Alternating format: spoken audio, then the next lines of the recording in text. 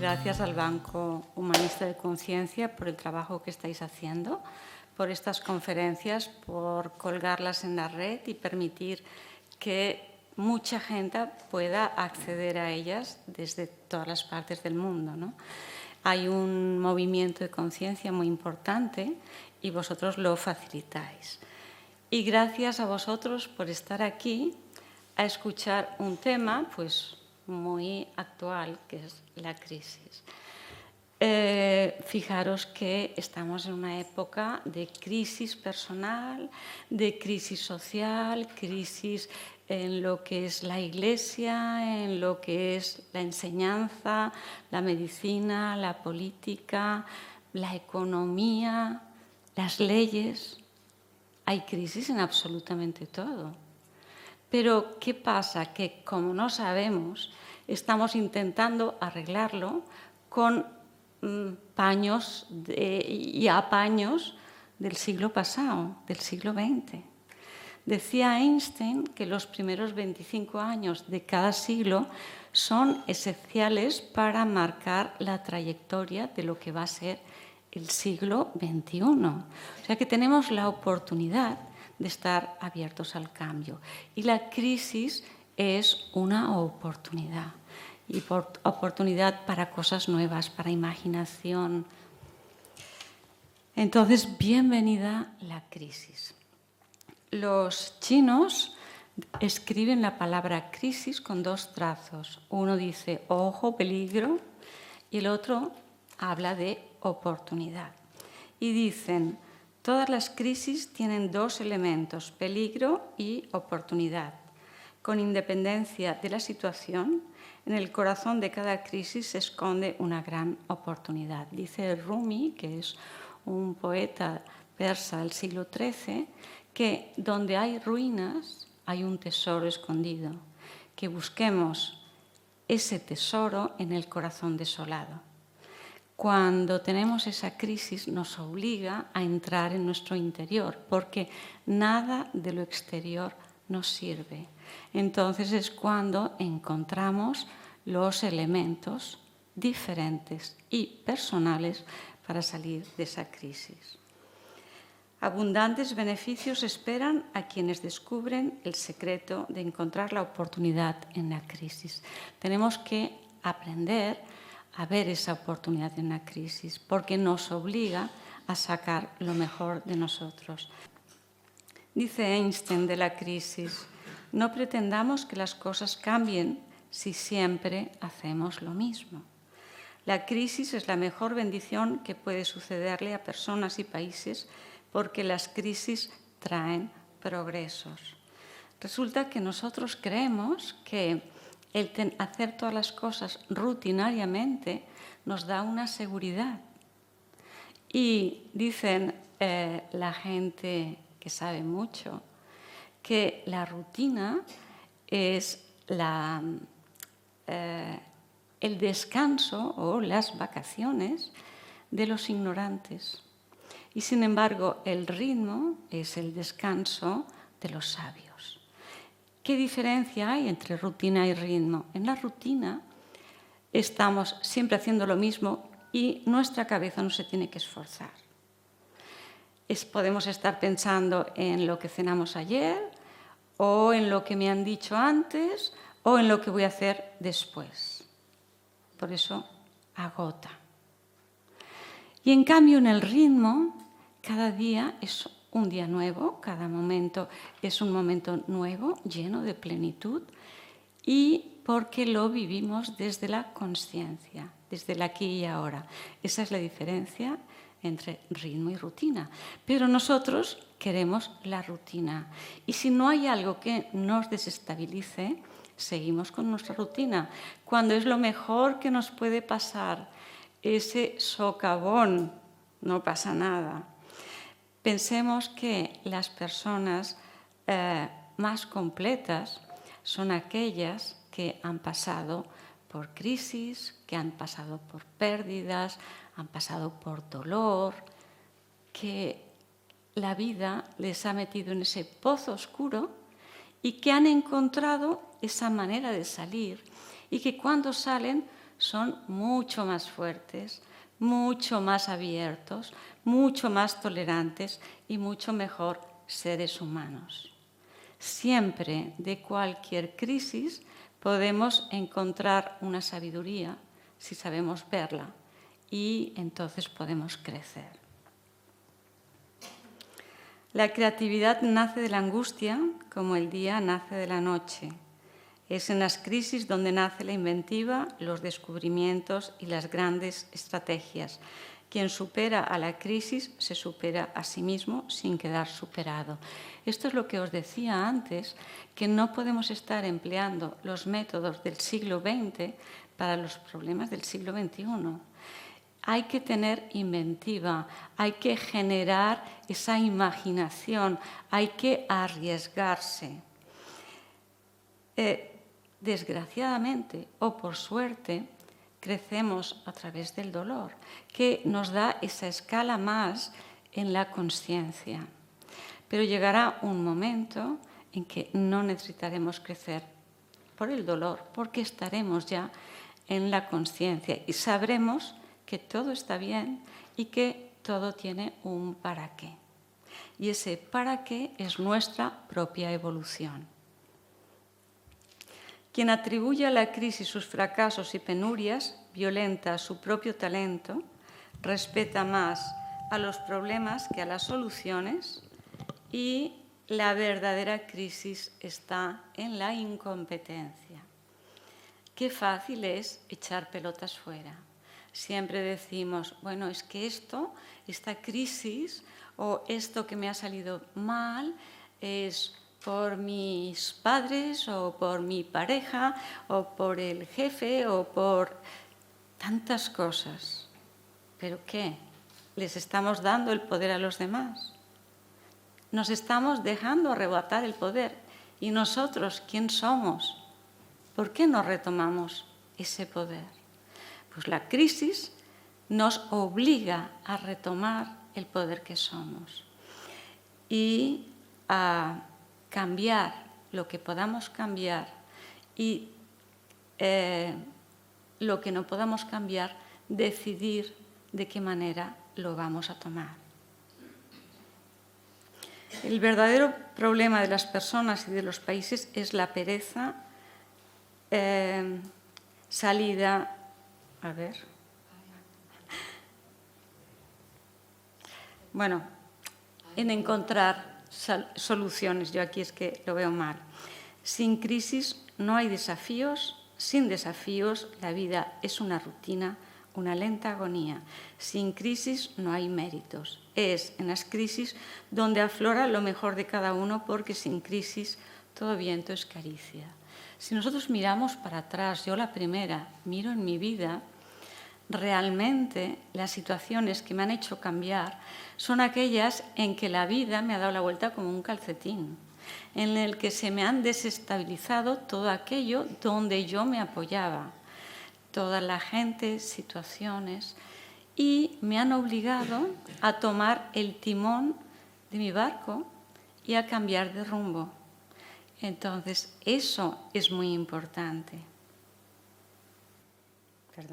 Hablar de la crisis es promoverla y callar en la crisis, exaltar el conformismo. En vez de esto, trabajemos duro. Acabemos de una vez con la única crisis amenazadora, la tragedia de no querer luchar por superarla. Pensemos que estamos aquí a dar nuestra nota, a dar lo mejor de nosotros, y es lo que nos toca hacer. Todos somos importantes en esa orquesta que es la vida. Todos tenemos que tocar nuestro instrumento y no hay instrumentos pequeños ni piezas pequeñas del puzzle. Todas son necesarias para que ese puzzle esté completo. Entonces tenemos que trabajar en nosotros el cambio que debemos querer o que queremos que haya en la sociedad. Como dice Gandhi, sé tú el cambio que quieres que haya. La crisis nos trae un caos porque nadie nos ha enseñado a tener una crisis ni a tener herramientas para tener una crisis. Todo lo vemos negro, oscuro, revuelto, pero todas las crisis traen una bifurcación. Y el camino que cojamos depende de nosotros. Todo camino presenta esa cruz. Una parte de la cruz va hacia lo más profundo, hacia abajo, y la otra va hacia arriba. El camino que elijamos depende solo de nosotros. La palabra crisálida viene de crisis. Fijaros que la oruga que está reptando se transforma a través de la crisálida de esa muerte en mariposa y transforma ese caminar reptando y no ver más allá de lo que el árbol o la rama le enseña a ser una mariposa. Cambia las patas por alas y siempre lo ve cualquier problema desde un nivel superior. Es muy distinto reptar que volar y la crisis nos da la posibilidad de volar. Dice Einstein que cualquier problema, para solucionarlo, siempre tenemos que ir a un nivel superior. A todos nos ha sacudido el viento.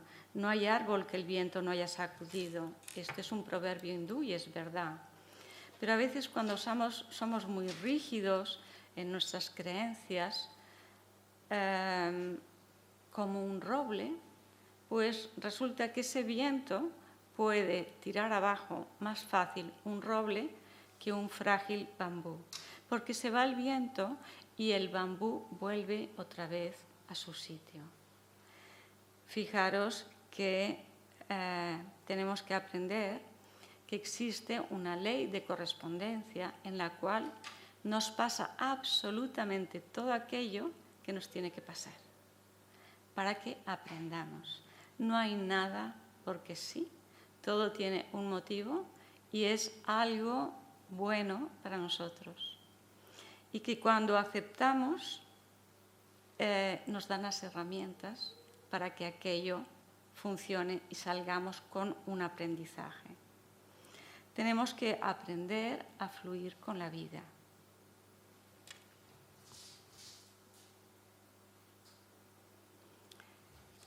Hemos dicho antes que decía Einstein que para resolver un problema siempre tenemos que ir a un nivel superior. Si estamos en un campo de batalla y yo tengo a mi contrincante delante mío, solo veo toda aquella cara pues con las malformaciones, con el grano que tiene en la punta de la nariz, que está supurando. Pero si yo me alejo un poquito más, ya veo la silueta completa, ya no veo aquel grano. Pero si yo me subo a una colina, veo por dónde puedo ganar esa batalla. Tenemos que alejarnos de cualquier problema para encontrar la solución.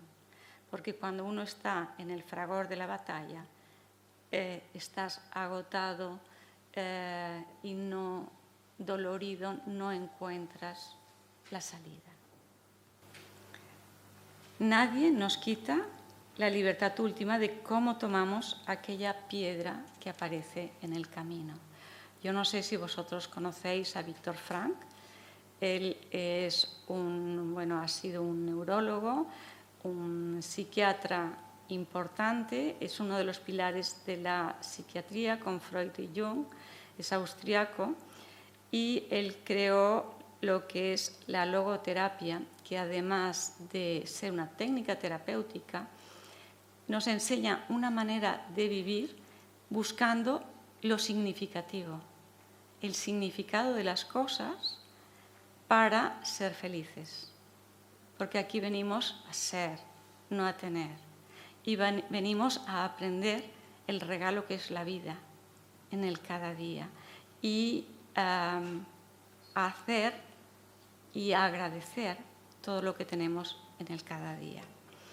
Viktor Frankl estuvo en un campo de concentración Todos mataron a sus padres, a su novia, quemaron su obra. Y él decía que tú siempre tenías una libertad última. Es la libertad de decidir cómo te tomabas las cosas. Ellos estaban trabajando a 50 grados bajo cero, trabajos forzados, sin alimentación, sin ropa, y además jugaban con el miedo. Los guardas que les guardaban o les custodiaban, jugaban con el miedo de ellos, ¿no? De llevarlos a la cámara de gas, de matarlos. Y él decía que tú siempre tienes la libertad última de que cuando te vienen a decir te voy a matar, tú puedes decir sí, me matas, mirándome a los ojos y sin pañuelo, adelante. O morirte de miedo, suplicar, hacerte tus necesidades encima. La situación es la misma, lo único que cambia eres tú, que decides cómo te lo tomas. Realmente los cambios profundos son los que nos ayudan a cambiar. Y los cambios profundos no son cambios externos. Muchas veces vienen propiciados por un cambio externo, pero realmente son internos. Porque cuando la vida te da esa vuelta del calcetín, tienes que buscar en el silencio de tu interior, tienes que buscar en tu corazón y tienes que buscar otras herramientas que son las tuyas. Esta imagen me gusta mucho de resiliencia porque vemos esa bomba atómica y vemos cómo arriba se transforma en un árbol maravilloso, frondoso, verde, que da sombra. ¿Qué es la resiliencia? Yo no sé si sabéis lo que es un término muy de moda, en que es la propiedad que tienen determinados metales de que una vez que el peso que les aplasta ha desaparecido, vuelven a su posición anterior, a su posición original.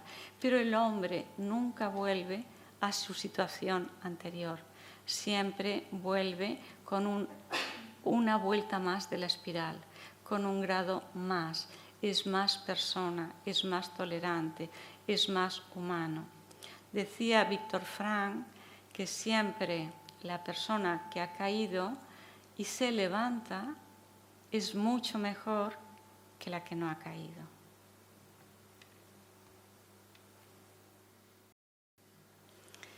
La historia de la humanidad es una historia de adaptabilidad. Si nosotros no nos adaptásemos, moriríamos. Fijaros que las especies que no se han adaptado a los cambios climáticos, a todas las condiciones adversas, han desaparecido. La naturaleza, que es muy sabia, a los peces les dio patas, se convirtieron en reptiles y creó el cerebro reptil para que pudiesen dominar la tierra. Más tarde a esos reptiles les dio alas para que pudiesen dominar el aire. Luego salió la voz y a través de la voz se creó el cerebro mamífero, que empezó con las aves y cómo a través del pío-pío los polluelos están reclamando el alimento a la madre y la madre cuida de sus crías, no como los reptiles. Y más tarde vinieron los mamíferos con el cerebro mamífero y, por último, el cerebro humano. Nosotros tenemos los 3 cerebros en orden cronológico de formación, ¿no? El más antiguo es el reptil, luego tenemos el cerebro medio, que es el emocional, con todo lo que son las distintas formaciones en el cerebro emocional, y por último el cerebro humano, que se diferencia del de mono en la corteza prefrontal, que es la que nos ayuda a pensar, a decidir, a reflexionar, a no hacer una acción-reacción. Estamos en esa historia de la reflexión, del autoconocimiento y de la conciencia. tenemos que aprender a fluir con esa humanidad, con esa vida. Pero ¿qué nos pasa? Que tenemos miedo de cualquier cambio. Y no nos damos cuenta que todo es un cambio continuo, que lo único seguro es la muerte, que todas nuestras células, las células de nuestro cuerpo cambian, el sol nunca sale por el mismo sitio, va teniendo grados de diferencia, distintos horarios, todo es diferente, pero tenemos miedo y nos volvemos inamovibles. ¿Qué pasa? Que en nuestro cerebro se quedan esos circuitos cerebrales a los que les hemos acostumbrado y se vuelven rígidos e inamovibles. Y eso nos impide dar pasos. Esos pasos los vamos a conseguir a través de crear nuevos circuitos, a través de una decisión, a través de la conciencia. No existe piedra en el camino que no puedas utilizar para tu propio crecimiento. Siempre, todo lo que nos pasa es para nuestro crecimiento. Solo depende de nosotros cómo lo vemos. Por ejemplo, si nos encontramos con una piedra en el camino, hay una persona que puede decir, oh, no puedo ir adelante y sentarse allá a llorar. Otra persona, si es muy violenta, puede utilizarla como arma.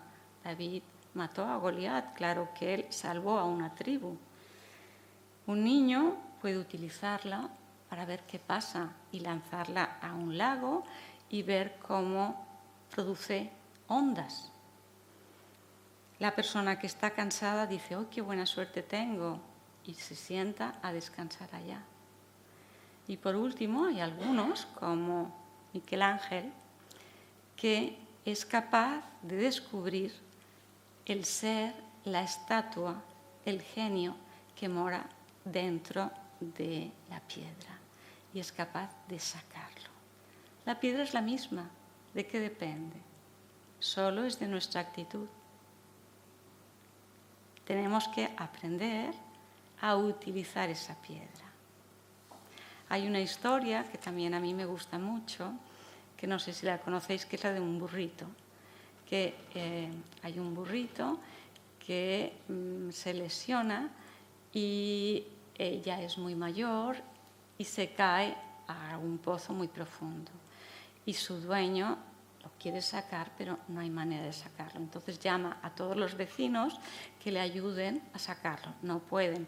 Entonces él dice, el pozo ya es muy viejo, pues vamos a cerrarlo, y el pobre burrito es muy viejo, pues vamos a acabar con él y que no sufra porque el burrito iba llorando.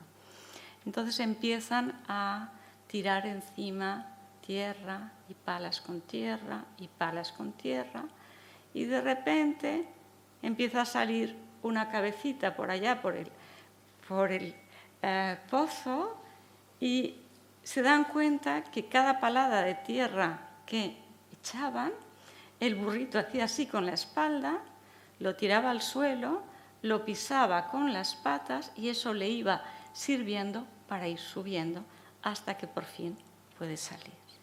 Yo creo que las dos cosas son muy significativas como para que saquemos partido a todas las cosas que nos pasan en la vida. Nos limitamos, no nos damos cuenta de que nos limitamos y estamos empleando herramientas que, como decía antes, son del siglo XX. Y no jugamos a ganar, sino a no perder, porque nos han enseñado que más vale lo malo conocido que lo bueno por conocer. No vivimos a nivel de todo lo que nos gustaría hacer por si acaso fracasamos. ¿Por qué? No pasa nada, arriesguémonos, ¿no? Fijaros que si nosotros nos dedicamos a decir esto no es posible, realmente no es posible para nosotros. Lo que vemos y percibimos por nuestros 5 sentidos no es toda la realidad. es una parte de la realidad. Pero nosotros somos tan cuadriculados que decimos, si no lo veo, no lo creo. Y yo solo voy y me lanzo a lo que veo, a lo que palpo, a lo que aparentemente es seguro. Pero si hubiésemos vivido así y no hubiese habido alguien que se hubiese arriesgado, como la persona que dijo que la Tierra era redonda, pues todavía estaríamos en la prehistoria. Pero el sentido común les decía, ¿cómo vas a decir que la Tierra es redonda? Si es una esfera, todos los que están abajo estarán boca abajo y se van a caer. Eso les decía su lógica. Igual que nuestra lógica ahora nos dice que no puede ser aquello que que no vemos, cuando sabemos por física cuántica que existen todas las posibilidades. Solo tenemos que fijarnos en ellas para materializarlas. Lo que vemos es un ángulo muy pequeño en toda la gama de vibraciones que existen. Nuestro ojo solo ve una fracción muy pequeña de los colores, pero no porque no estén ahí o no los podamos ver, digamos que aquello no existe. Decía Henry Ford, el de los coches, que tú siempre tienes razón. Si tú crees que puedes, adelante, porque encontrarás la manera de conseguirlo. Ahora, si tú crees que no puedes, también tienes razón, ni lo intentes, porque ¿para qué? Es que no vas a poder, porque vas a estar llena de dudas y no lo vas a hacer.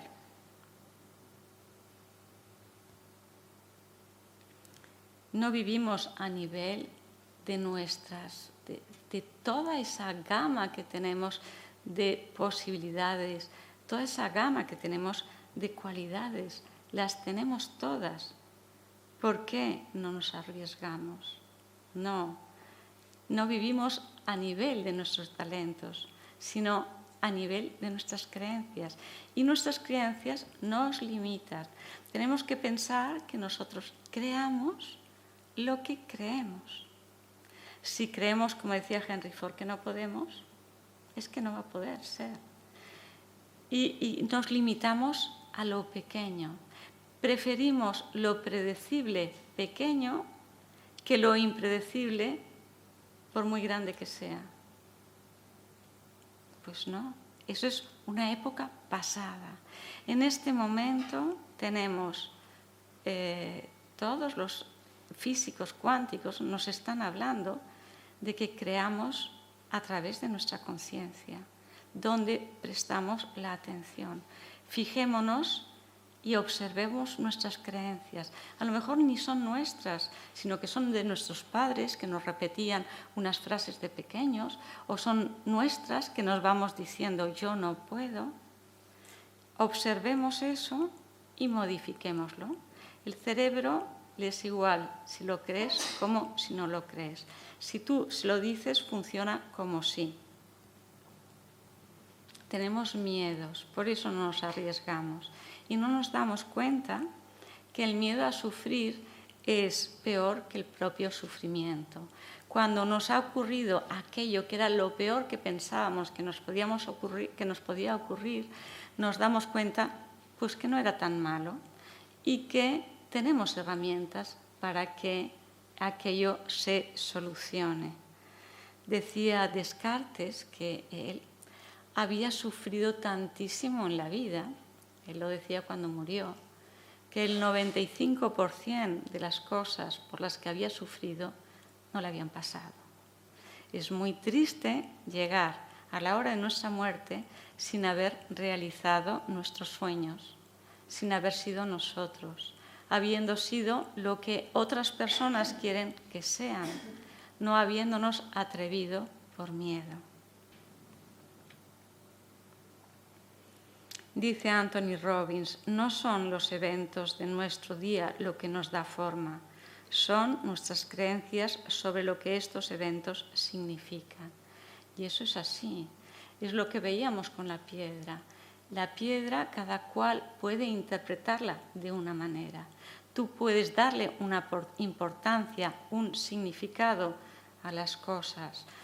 es lo que decía Víctor Frank con la logoterapia, es vivir lo significativo. Venimos a ser, no a tener. Se han hecho estudios de ver quién era la persona más feliz del mundo. Se han hecho estudios a nivel cerebral. Entonces se han cogido a la persona que era un líder ejecutivo, un líder en los negocios, un líder banquero, un líder jóvenes, un líder en la música, y se ha visto la zona de la felicidad de todas estas personas y también la de una persona que era un monje que vivía en una habitación de 2x2 y no tenía nada. Pues el área de la felicidad más aumentada era la de la persona que no tenía nada. Todo lo demás, la fama, el éxito, el dinero, todo eso se va a quedar aquí. No nos lo vamos a llevar. Y muchas veces nos dificulta el vivir el día a día con sentido. En cambio, el saber vivir con lo que tenga cada cual, cada día, con su interior, con su corazón y desde su corazón, es lo que realmente es significativo. Nos dicen que la realidad es como una sopa de letras. Están todas las posibilidades, solo nos están esperando. Nos esperan que las encontremos, que las señalemos y que les hagamos pasar de la posibilidad al hecho. El prestar atención en algo hace que se materialice y hace que pueda pasar de la posibilidad al hecho. Es el fenómeno de la doble rendija de Young, en que la luz se puede comportar como onda o como partícula. Pero eso ocurre solo mientras no observas. En el momento que tú observas, pasa a partícula, se materializa. Por tanto, esto también nos ayuda a ver que no hay nada objetivo.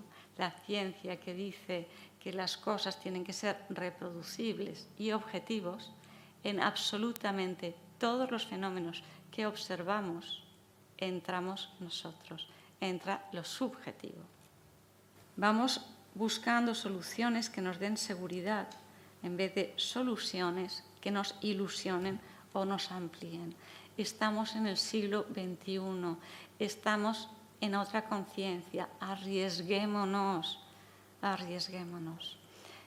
No podemos seguir con los métodos antiguos. Si queremos salir de la crisis, tenemos que poner la imaginación. Muchas veces es más imaginación que conocimiento. Fijaros que los físicos, antes de demostrar nada, primero imaginan que tú eres esa partícula de luz, cómo viajas, y luego hacen hipótesis para descifrar cómo puede ser que aquello que tú pensabas sea. Siempre nacen de hipótesis. Imaginemos y luego encontraremos la manera de realizar nuestros sueños. De todas maneras, la vida nos da una clave importantísima, el momento actual. Ese momento actual es lo único que tenemos que hacer. No hay que ir a África, no hay que ir a ningún sitio para realizarnos. Hay que estar aquí o donde la vida te lleve en el cada día. Y la vida te irá llevando, te irá conduciendo. Siempre un buen presente hecho con ese ritmo, con esa conciencia, con ese agradecimiento a la vida, nos va a arreglar un mal pasado y nos va a abrir las puertas de un buen futuro. O sea que por donde lo miremos es desde el corazón y desde el aquí y ahora. Fijaros que presente es regalo. Vivamos el presente como un regalo. En nuestras crisis, en nuestra desesperación, vivamos como la oportunidad que nos da la vida de un aprendizaje ese día. Y luego, por la noche, revisemos, que para mí es muy importante, revisemos nuestro propósito. Y si yo he tenido una idea, si yo quiero hacer las cosas de una manera diferente, revisemos por la noche si las he podido hacer, que muchas veces no las podremos hacer, pero simplemente por el mero hecho de la revisión en nuestro cerebro se están creando esos nuevos circuitos que los estamos reforzando y nos van a ayudar a que consigamos aquello que nos hemos propuesto. Pero además de eso, es intentar revisar cada noche nuestra coherencia, que es lo único que hemos venido a hacer en lo que hagamos. Y nuestra coherencia es pensar, sentir y actuar en la misma línea. Y si no lo hemos hecho, mañana es un día nuevo, empezar de nuevo e intentar arreglarlo, no ir acumulando mochilas. Entonces, me gustaría que quedase claro que tenemos el poder de decidir siempre, aunque tengan un arma contra nosotros, siempre tenemos un poder de decidir. Y segundo es ver en qué nos enfocamos, en que es una oportunidad o en lo desgraciado que soy, en que soy una víctima o que es una oportunidad de sacar lo mejor de mí. Se ha visto que hay cambios neuronales en nuestros circuitos neuronales solo por el mero hecho de pensar, pero también de visualizar. A lo mejor queremos tener una virtud, ¿por qué no? De momento, si la vemos en el otro, es porque nosotros la tenemos, si no, no la veríamos. Entonces, a través de esa visualización y de esa revisión cada noche, si hemos conseguido eso, cada vez más tiempo, podemos ejercitar esas neuronas que nos van a hacer que tomemos conciencia de que somos aquello que hemos decidido ser. Se han hecho experimentos en que se ha hecho durante 2 horas, se han hecho 4 grupos. Durante 2 horas unos pianistas están tocando la misma melodía. Este es un grupo durante, no lo sé, pongamos un mes. Hay otro grupo que están tocando todos los días, durante 2 horas también, pero diferentes melodías. Hay otro grupo que está visualizando que toca cada día la misma melodía durante 2 horas. Y hay un grupo control. El primer grupo, el que toca cada día durante 2 horas la misma melodía, tiene un desarrollo de una zona específica de cerebro. Curiosamente, el que cada día toca lo que quiere, aunque sea 2 horas, no tiene desarrollada esa zona del cerebro. Por eso es muy importante la focalización, el enfocarnos a conseguir una cosa, no la dispersión. El grupo control, por supuesto, no tenía nada, y el grupo que visualizaba cada día, que tocaba la misma melodía durante 2 horas, tenía exactamente la misma zona cerebral y en la misma intensidad de desarrollo que los que lo estaban tocando. Por tanto, tenemos una herramienta muy poderosa que es la visualización. Recordémoslo. Además está la neuroplasticidad. Yo cuando estudié medicina me dijeron que las únicas células que no se reproducían eran las células del sistema nervioso. Pero resulta que sí.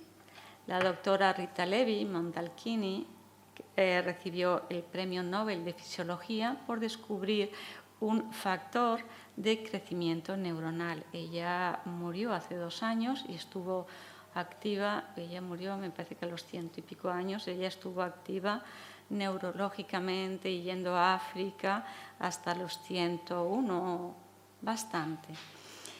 Y ella descubrió que cuando hay zonas dañadas hay otras zonas que se crean, otros circuitos que pueden suplir a estos.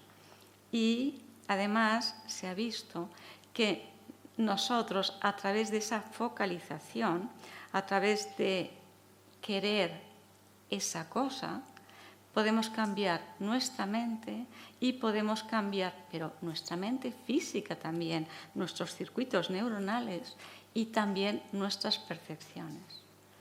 Hasta ahora le damos como todo nuestro poder al médico, a los padres, a la sociedad. No, ahora tenemos que coger nuestro poder, cada uno, y saber la responsabilidad que tenemos y saber la responsabilidad de nuestros pensamientos y también de nuestras creencias y saber que podemos. Se ha visto que los cambios cerebrales ocurren a cualquier edad. Yo me imagino que muchos de nosotros, yo incluida, cuando empecé con el ordenador era un desastre. Yo sufría porque se me borraba todo. Yo decía, toco una cosa que no es. Yo no quería aprender aquello. Me parecía que era una cosa de personas jóvenes, ¿no? Lo mismo con el móvil. Yo no lo utilizaba. Y qué herramienta tan buena son los ordenadores, los iPads, los iPhones, todos los teléfonos y los medios de comunicación, que al fin y al cabo lo que nos hacen es que nos comuniquemos. Ya no somos un ser aislado, que estamos comunicados con todos y no a nivel local, sino a nivel de otros países, de Estados Unidos, de lo que piensa cualquiera, lejísimos de lo que sucede en cualquier parte del mundo. Pero a medida que hemos ido utilizando, se han ido creando esos circuitos neuronales que nos permiten ahora hacerlo con facilidad. Para ello, para utilizarlo bien, tenemos que cambiar los automatismos. Tenemos que ser conscientes de nuestra rutina, de nuestros automatismos, que son los que manejan el mayor tiempo de nuestro día a día, de nuestro cerebro y de nuestra vida. No le demos el poder a nadie. Esto es como si tenemos un caballo y sabe que en casa tiene comida. Si no llevamos las riendas y lo dejamos suelto, el caballo va a ir a casa porque es lo que conoce. Si queremos cambiar algo, tenemos que enseñarle a nuestro cerebro que somos nosotros los que dominamos nuestro cerebro. Yo no soy mi cerebro, yo soy algo o alguien que está detrás de mi cerebro y utiliza mi cerebro, está a mi servicio. Y entonces simplemente tenemos que observarnos desde fuera, tenemos que observar nuestro cerebro y nuestra vida, revisar cuáles son las creencias que nos limitan en el cada día, quitar todos esos automatismos, poner esa imaginación, hacer las cosas con ilusión, focalizar un propósito y visualizar y revisar cada día cuál ha sido nuestro aprendizaje, si hemos realizado nuestro propósito. Ir el primer día no lo vamos a conseguir, pero poco a poco vamos a ir cambiando y cuando miremos atrás nos daremos cuenta de cuánto hemos cambiado. Pensemos que hay una fuerza motriz más poderosa que el vapor que mueve los trenes, que la electricidad y que la energía atómica es la voluntad. Y esa voluntad depende de nosotros, depende de nuestro propósito. Primero tenemos que tener un objetivo, cada cual es su objetivo, no tiene que ser el objetivo del otro y no tiene por qué ser un gran objetivo, pero la montaña más alta se empieza por un paso y de repente te encuentras que ya estás en la mitad de la montaña. Cuando nosotros nos focalizamos en un objetivo, tenemos un propósito, ejercitamos la voluntad. Y esa voluntad no solo está en un objetivo mental, sino que tiene que ir unido al deseo del corazón. Porque lo que nos mueve es ese deseo. La emotion es la emoción, es lo que nos mueve. Y uniendo mente y deseo, podemos salir con todo lo que hemos dicho de cualquier crisis. Gracias.